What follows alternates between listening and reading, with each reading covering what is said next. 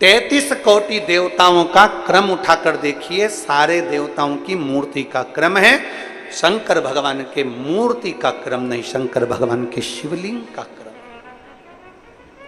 मूर्ति और शिवलिंग में अंतर क्या है? क्या अंतर है मूर्ति और शिवलिंग में? हमने अपनी व्यासपीठ से आज तक कभी नहीं कहा आपको कि आप अपने घर में भगवान शंकर की मूर्ति रखो। कभी सुना आपने कि हमने अपनी व्यासपीठ से कहा हो कि भगवान शंकर की मूर्ति घर में रखो? ना, हमने व्यासपीठ से इतना जरूर कहा कि शिवलिंग तुम्हारे घर में होना जरूरी है। मूर्ति और शिवलिंग में अंतर है। शंकर भगवान की मूर्ति नहीं, शंकर भगवान का शिवलिंग होना चाहिए। राम जी की मूर्ति हो, कृष्ण भगवान की मूर्ति हो, लड्डू गोपाल की मूर्ति हो, ठाकुर जी की मूर्ति हो, सबकी मूर्ति चल जाएगी, पर शंकर भगवान के शिवलिंग का स्वरूप। मूर्ति और शिवलिंग में अंतर क्या? सावन के महीने में पूरी आस्था चैनल पर करोड़ों भक्त इस शिव महापुराण की कथा को सुन रहे हैं, और केवल भारत में नहीं, विदेश में बैठकर भी लोग इस पवित्र कथा का लाभ ले रहे हैं, नए रायपुर से।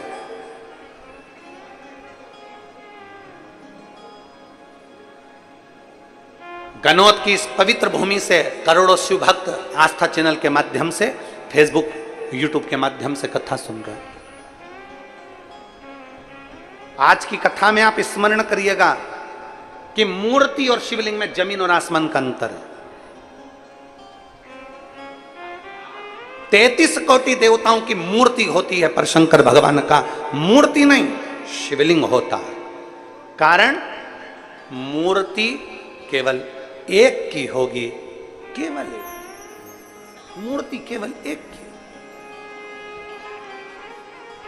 राम जी की मूर्ति है तो राम जी की, कृष्ण भगवान की मूर्ति है तो कृष्ण भगवान की, देवी जी की मूर्ति है तो देवी जी की, इंद्र की मूर्ति है तो इंद्र की, गरुण की है तो गरुण की, वरुण की है तो वरुण की, ब्रह्मा की है तो ब्रह्मा की, सावित्री की है सावित्री की, गायत्री की है गायत्री की, लक्ष्मी की है लक्ष्मी की। मूर्ति केवल एक देवता की, राम जी की है तो राम जी की, कृष्ण की है तो कृष्ण की। मूर्ति एक देवता की होती है, और शिवलिंग एक देवता का नहीं। जिस घर में शिवलिंग होता है वहां 33 कोटि देवता एक ही स्वरूप में विराजमान है।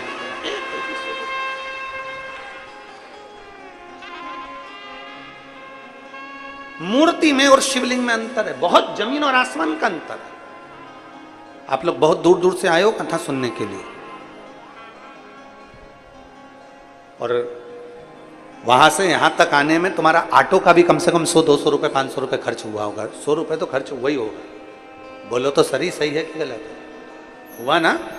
अब तुमने 50 रुपए 100 रुपए 200 रुपए खर्च कर कर आए हो, इसलिए बहुत ध्यान लगाकर सुनना कि हम जो कथा सुनने के लिए आए हैं, अगर हमने दिल से सुन ली, और अभी तक जो कथा होती थी वो भरे कहीं गांव के बीच में, शहर के बीच में, नगर के बीच में, यहाँ वहाँ होती थी, और आज जो कथा हो रही है वो एकांत में बैठकर हो रही है, इसलिए एकांतेश्वर कथा चौगुना फल देती है, चौगुना फल।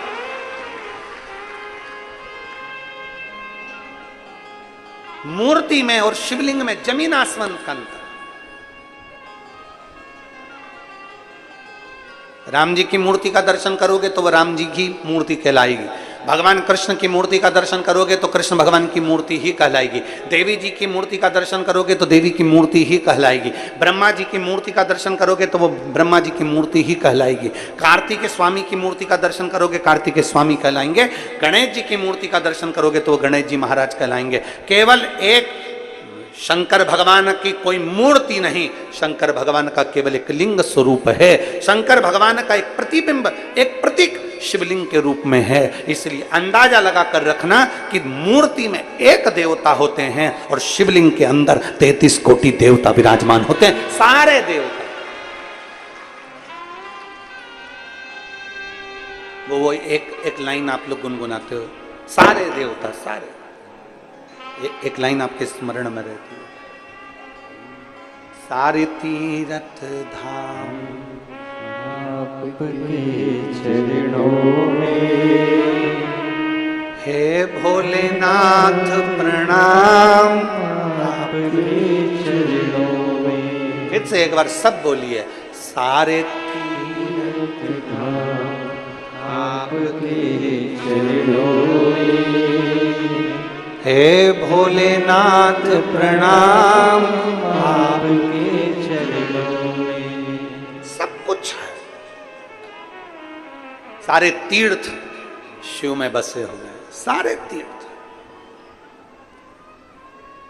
सारे। जहां शिव है वहां गंगा है, जहां शिव है वहां गणेश है, जहां शिव है वहां रिद्धि सिद्धि है, जहां शिव है वहां षडानन कार्तिक है, जहां शिव है वहां लक्ष्मी है, जहां शिव है वहां विष्णु है, जहां शिव है वहां ब्रह्मा है, जहां शिव है वहां सरस्वती है, जहां शिव है वहां गायत्री है, जहां शिव है वहां सावित्री है, जहां शिव है वहां 33 कोटि देवता विराजमान है। एक शिवलिंग, मूर्ति में केवल एक देव होगा, पर शिवलिंग में 33 कोटि देव। सारे तीर्थ धाम आपके चरणों में। हे भोलेनाथ प्रणाम आपके चरणों में। हे भोलेनाथ प्रणाम